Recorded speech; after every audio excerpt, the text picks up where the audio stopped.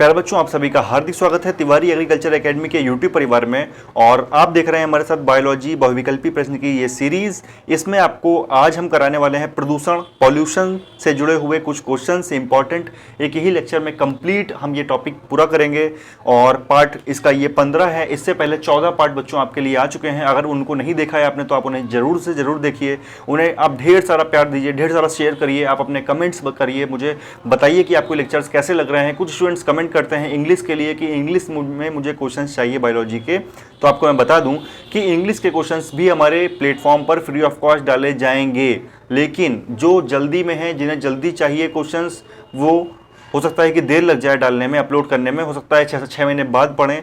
तो अगर आप एग्जाम के पर्पज से क्वेश्चंस मांग रहे हैं अभी आने वाले, तो आप ज्वाइन कर लीजिए, सिर्फ बायोलॉजी का कोर्स ज्वाइन कर लीजिए। इस नंबर पर व्हाट्सएप करके आप टेस्ट सीरीज और बायोलॉजी का सिर्फ इंग्लिश में अगर आपको क्वेश्चन चाहिए, एक एक टॉपिक से कम 250 क्वेश्चन आपको कराए जाएंगे बच्चों। बहुत ही इंपॉर्टेंट है, ये सारी चीज़ें मेहनत से तैयार की जाती हैं, इनमें इनके पीछे पूरी टीम का वर्क होता है, बहुत मेहनत लगती है।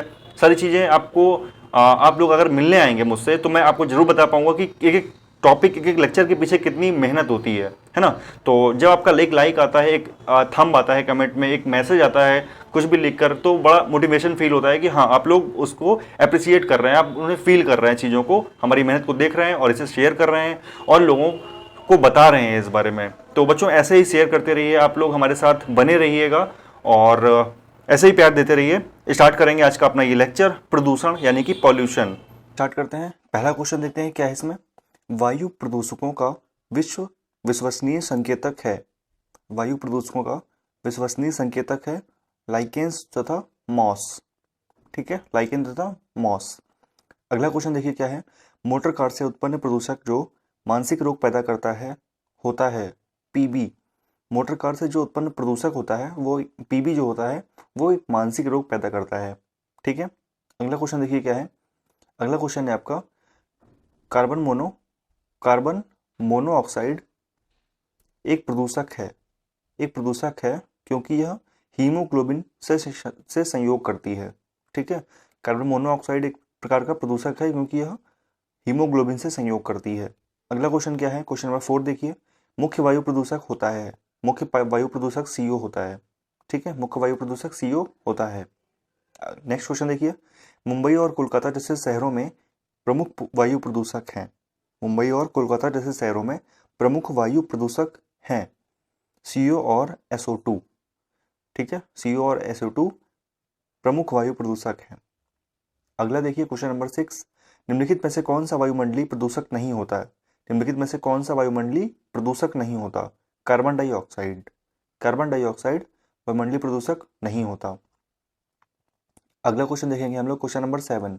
क्वेश्चन नंबर 7 है आपका, हरित गृह गैसें ग्रीन हाउस गैसेस कहलाने वाली गैसें हैं। कौन सी गैसें ग्रीन हाउस गैसेस कहलाती हैं।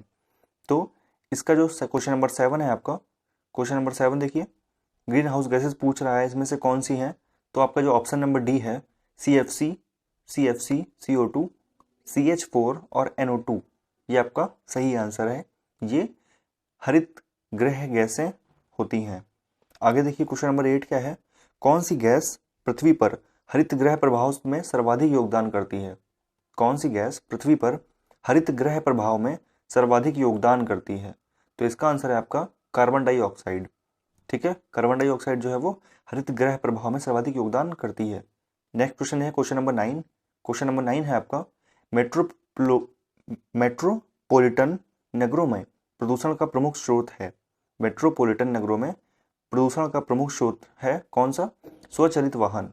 ठीक है, जो स्वचालित वाहन है वो एक प्रकार के नगरों में प्रदूषण का प्रमुख स्रोत है। आगे देखिए क्वेश्चन नंबर 10 क्या है। निम्नलिखित में से कौन सी गैस हीमोग्लोबिन से संयोग कर रक्त में एक विषैला पदार्थ बनाती है। निम्नलिखित में से कौन सी गैस हीमोग्लोबिन से संयोग करके रक्त में एक विषैला पदार्थ बनाती है। तो इसका आंसर है CO। ठीक है, इसका आंसर है CO। निम्नलिखित में से कौन सी गैस हीमोग्लोबिन से संयोग कर रक्त में एक विषैला पदार्थ बनाती है, CO। अगला देखिए क्वेश्चन नंबर 11 क्या है। निम्नलिखित में से कौन सा जीव निम्नकरणीय है। निम्नलिखित में से कौन सा जैव निम्नकरणीय है। तो इसका आंसर है आपका रबर। ठीक है, रबर एक निम्नकरणीय है। आगे देखिए क्वेश्चन नंबर 12 क्या है। क्वेश्चन नंबर 12 है आपका, निम्न प्रदूषकों में कौन जैव विघटित है। कौन? जैव विघटित है। तो जो वहित मल होता है ये जैव विघटित होता है। ठीक है, वहित मल जैव विघटित होता है। आगे देखेंगे क्वेश्चन नंबर 13।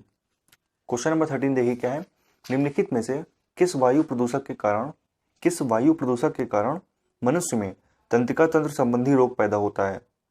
तंत्रिका तंत्र संबंधी रोग पैदा होता है किस वायु प्रदूषक के कारण? तो ये अभी पहला क्वेश्चन या दूसरा क्वेश्चन था, पीबी। ठीक है, पीबी सीसा, इसके कारण तंत्रिका तंत्र संबंधी रोग पैदा होता है। अगला क्वेश्चन देखिए क्या है, 14 क्वेश्चन। निम्नलिखित में से कौन सा वायु प्रदूषक मनुष्य में रक्तदाब को बढ़ा देता है? निम्नलिखित में से कौन सा वायु प्रदूषक मनुष्य में रक्तदाब को बढ़ा देता है तथा हृदय संबंधी रोग पैदा करता है?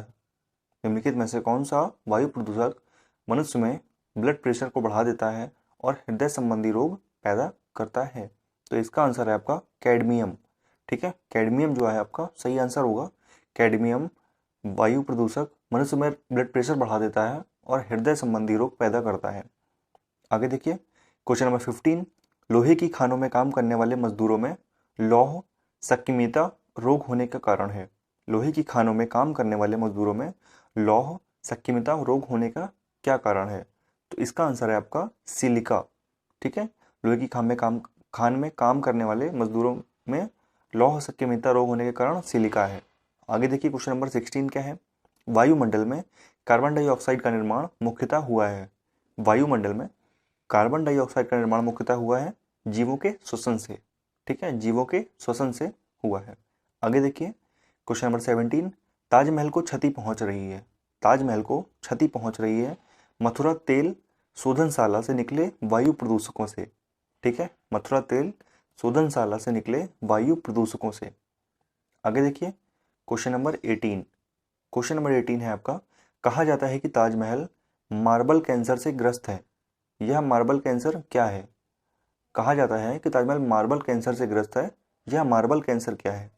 तो ये जो मार्बल कैंसर है ये है आपका अम्लीय वर्षा जो मार्बल को क्षरण करती है, नुकसान पहुंचाती है। ठीक है, अम्लीय वर्षा जो मार्बल को क्षरण करती है, इसे मार्बल कैंसर कहा जाता है। आगे देखिए क्वेश्चन नंबर 19 क्या है। क्वेश्चन नंबर 19 है आपका, पृथ्वी के वायुमंडल में उपस्थित ओजोन स्तर O3 पृथ्वी के वायुमंडल में उपस्थित ओजोन स्तर O3 पराबैंगनी किरणों के प्रवेश को कम करता है। ठीक है, पृथ्वी के वायुमंडल में उपस्थित ओजोन स्तर O3 पराबैंगनी किरणों के प्रवेश को कम करता है। नेक्स्ट क्वेश्चन देखिए क्या है। Question number 20। क्वेश्चन नंबर 20 है आपका, मीनामाता महामारी किसके कारण 1965 में जापान में अनेक लोग मरे थे? मीनामाता महामारी जिसके कारण 1965 में जापान में अनेक लोग मरे थे, पानी में इसके प्रदूषण के कारण हुई थी। तो इसमें 4 ऑप्शन दिए हुए हैं आपके, किसके प्रदूषण के कारण हुई थी? तो आपके पारद के प्रदूषण के कारण हुई थी। ठीक है, पारद। आगे देखिए क्वेश्चन नंबर 21। क्वेश्चन नंबर 21 है आपका, जल प्रदूषण को मापने हेतु निम्नलिखित में से कौन सी जांच की जाती है? जल प्रदूषण को मापने के लिए कौन सी जांच की जाती है? तो अगर जल प्रदूषण को नापना होता है या मापना होता है तो हम उसे बायोमैकेनिकल ऑक्सीजन डिमांड की जांच करते हैं। बायोमैकेनिकल ऑक्सीजन डिमांड जांच की जाती है। ठीक है, आगे देखिए क्वेश्चन नंबर 22। क्वेश्चन नंबर 22 है आपका, डीडीटी होता है। डीडीटी होता है तो डीडीटी एक प्रकार का अजैव अपघटनीय प्रदूषक होता है।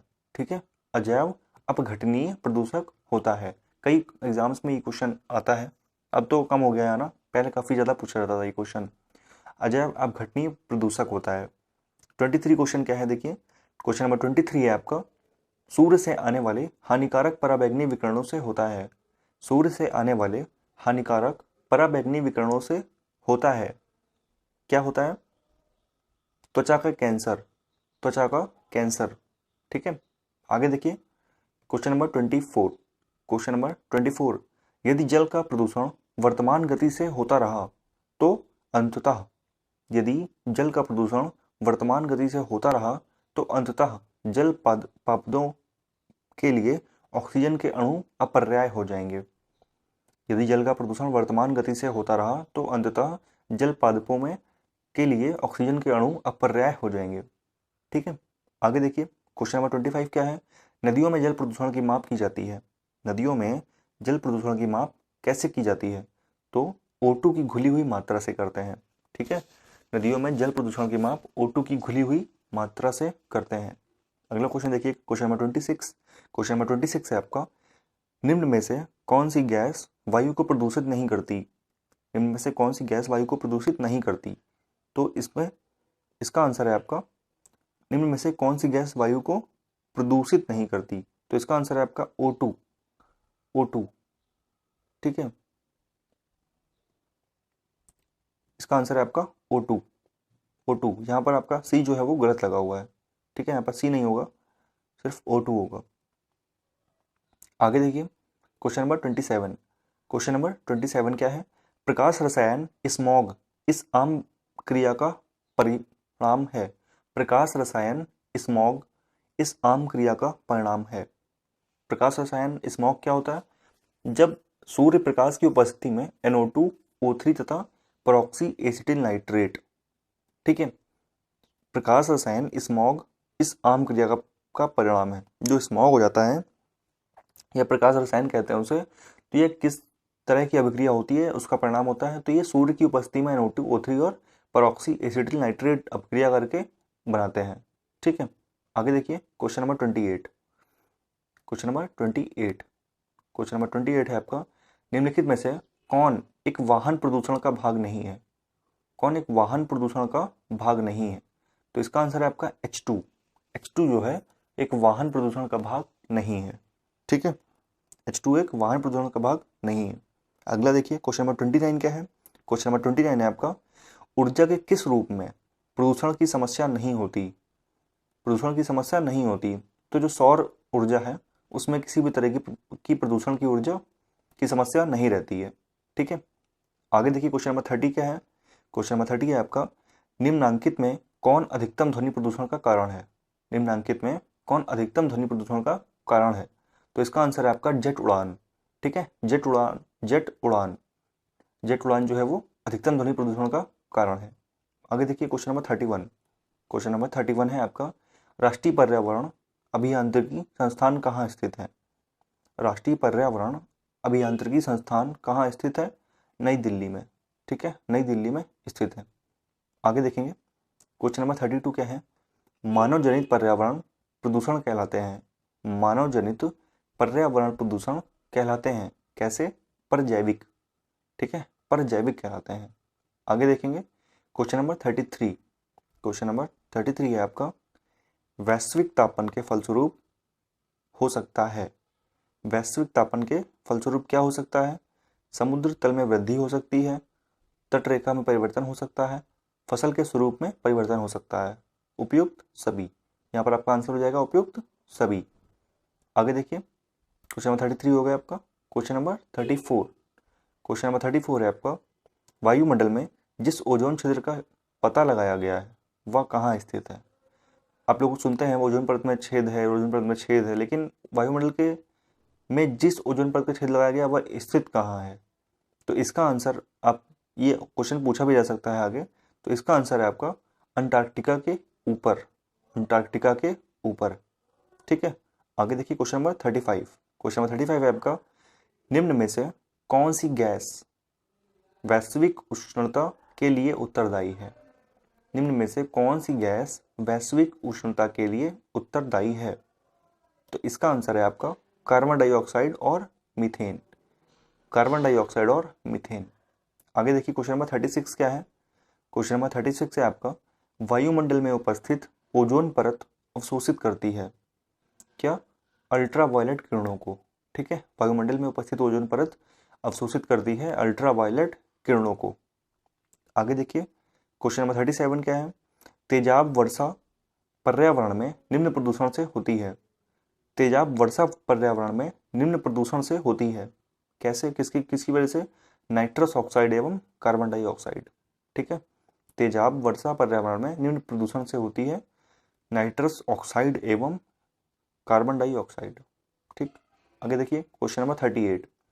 क्वेश्चन नंबर 38 जो है आपका, हरित गृह प्रभाव का अर्थ है।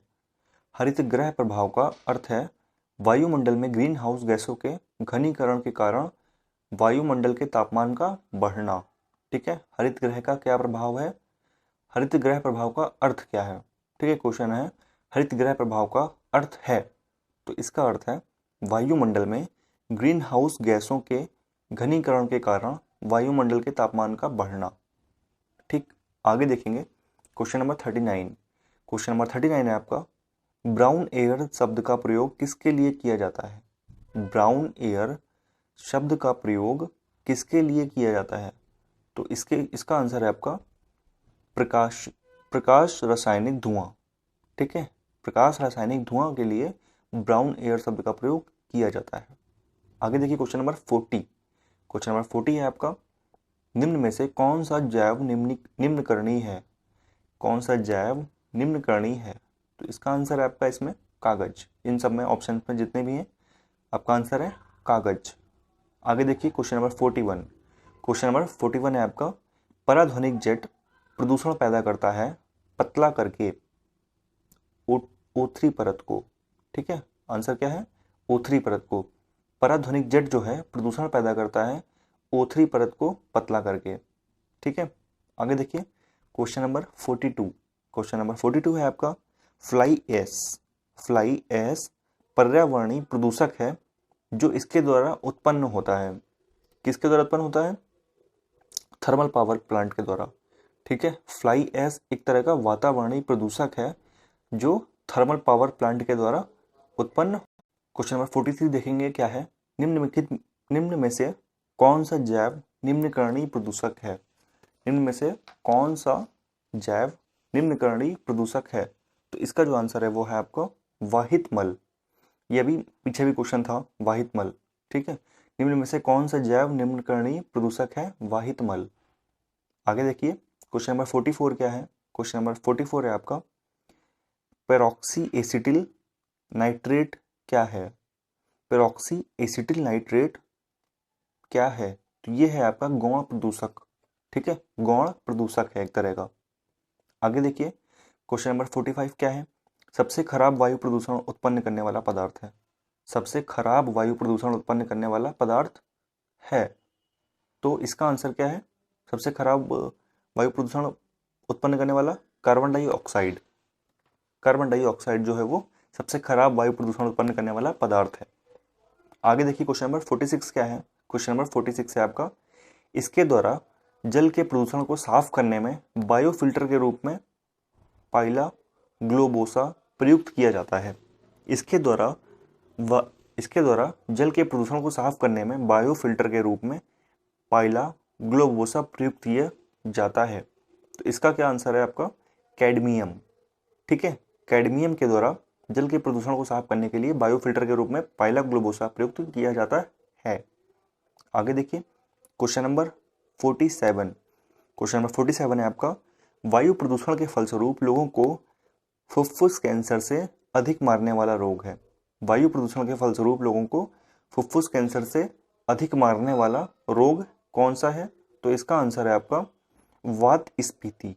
वात स्फीति। ठीक है, वात स्फीति। नेक्स्ट क्वेश्चन देखिए क्या है, उर्वरक के अत्यधिक प्रयोग होने से होता है, उर्वरक के अत्यधिक प्रयोग से होता है, उर्वरक के अत्यधिक प्रयोग से होता है, क्या होता है, मृदा प्रदूषण होता है, जल प्रदूषण होता है और वायु प्रदूषण होता है। ठीक है, यानी कि आंसर आपका उपयुक्त तो सभी। उर्वरक के अत्यधिक प्रयोग से मृदा प्रदूषण, जल प्रदूषण और वायु प्रदूषण होता है। आगे देखेंगे क्वेश्चन नंबर 49। क्वेश्चन नंबर 49 है आपका, पर्यावरण संरक्षण के लिए कौन सी अंतर्राष्ट्रीय एजेंसी कार्य कर रही है, तो इसका आंसर जो है वो आपका कौन सा है, कौन सी एजेंसी, ग्रीन पीस एजेंसी कार्य कर रही है। ठीक है, पर्यावरण संरक्षण के लिए अंतर्राष्ट्रीय एजेंसी कौन सी कार्य कर रही है, ग्रीन पीस। आगे देखेंगे क्वेश्चन नंबर 51। क्वेश्चन नंबर 51 है आपका, भूमिगत जल को दूषित करने वाले अजैविक प्रदूषक हैं। भूमिगत जल को दूषित करने वाले अजैविक प्रदूषक हैं कौन से, आर्सेनिक। ठीक है, आर्सेनिक जो है वो एक तरह से भूमिगत जल को प्रदूषित करने वाला एक अजैविक प्रदूषक होता है। ठीक, आगे देखेंगे क्वेश्चन नंबर 50। क्वेश्चन नंबर 50 सूची का मिलान करना है इसमें।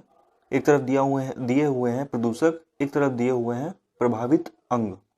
ठीक है, तो आइए देखते हैं क्या है।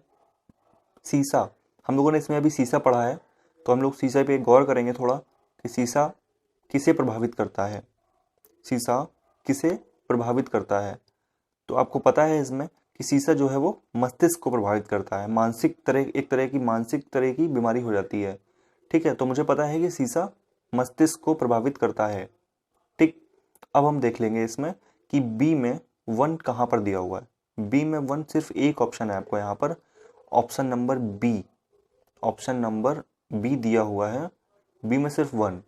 ठीक है, तो ये सब हटा देंगे। अब देखेंगे इसे, ऑप्शन नंबर सिर्फ एक आपको निकल के आ गया, बी में 1 यानी कि सीसा का मस्तिष्क। मुझे पता था। अगर आपको नहीं पता है तो अगर आपको बाकी पता है उससे आप मैच कर लेंगे। पारा, जैसे कि अगला है पारा, तो इसका क्या हो जाएगा, उदर। ठीक है, पारा उदर को प्रभावित करता है, पारा उदर को प्रभावित करता है। अगला है कार्बन डाइऑक्साइड, तो कार्बन डाइऑक्साइड रक्त धाराओं को प्रभावित करता है। ठीक है, और अब धूल बची, धूल फेफड़ों को प्रभावित करती है। अगर आपको इन सब में से कोई ना पता होता तो आपको पता ये जरूर होता, धूल जो है वो फेफड़ों को प्रभावित करती है। ठीक है, तो यहाँ से भी आप कर लेते हैं आसानी से। ए में 3 आपको 2 ऑप्शन फंस जाते हैं, बी और सी, लेकिन बाकी चीज़ों में से एक पता होना जरूरी है। तो आप इसे याद रखिए, वो आसान रहेगा आपके लिए। नेक्स्ट टाइम आप तभी कर पाएंगे जब आपको याद होगा, आपने 2 से 3 बार रिवाइज किया होगा। ठीक है, आगे देखिए क्वेश्चन नंबर 52। भूमिगत जल के प्रवाह के साथ नीचे की ओर बहने वाले प्रदूषकों को क्या कहा जाता है। भूमिगत जल के प्रवाह के साथ नीचे की ओर बहने वाले प्रदूषकों को क्या कहते हैं, तो इसका आंसर है आपका निच्छालक। निच्छालक कहते हैं। ठीक है, आगे देखेंगे क्वेश्चन नंबर 53। क्वेश्चन नंबर 53 क्या है, भारत के कुछ भागों में पेयजल में निम्नलिखित में से कौन से प्रदूषक पाए जाते हैं, नीचे दिए गए हुए कोड का प्रयोग करते हुए सही उत्तर चुनें।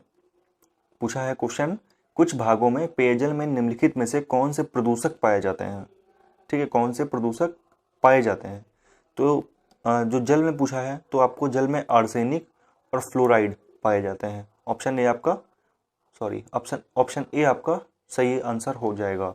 ठीक है, आर्सेनिक और फ्लोराइड पाए जाते हैं। तो दोस्तों ये था आज का लेक्चर, और इसे आप अपने दोस्तों में शेयर करना बिल्कुल भी मत भूलिएगा। और ये सीरीज़ दोस्तों बहुत ही मेहनत से मैं तैयार कर रहा हूँ, इसमें काफ़ी ज़्यादा टाइम लग जाता है एक वीडियो को बनाने में। अप्रॉक्स 1 घंटे लगते हैं एक वीडियो को तैयार करने में। तो मैं आपसे उम्मीद रखता हूँ कि आप हमारे चैनल को शेयर करेंगे और ज़्यादा से ज़्यादा लोगों को जोड़ने की कोशिश करेंगे। और आप इन वीडियोस को रेगुलर देखिए ज़रूर, क्योंकि अगर आपने छोड़ दिया इन्हें तो आपको आने वाले एग्ज़ाम्स में प्रॉब्लम हो सकती है, क्योंकि इन क्वेश्चंस से आने वाले एग्ज़ाम में पूछे जाएंगे। और बहुत ही इंपॉर्टेंट है ये बुक, पूरी लूसेंट की जो ऑब्जेक्टिव वाली बुक है। अगर इसके साथ आप सब्जेक्टिव वाली बुक रीड करते चलेंगे तो वो आपके लिए ज़्यादा फायदेमंद होगी। ठीक है, तो आप उसे लेकर आप रीड भी करते चल सकते हैं और साथ साथ ये ऑब्जेक्टिव वाला पोर्शन आप करते चलिए। ठीक है, ख्याल रखिए अपना, मिलते हैं अपने नेक्स्ट लेक्चर में। Thank you.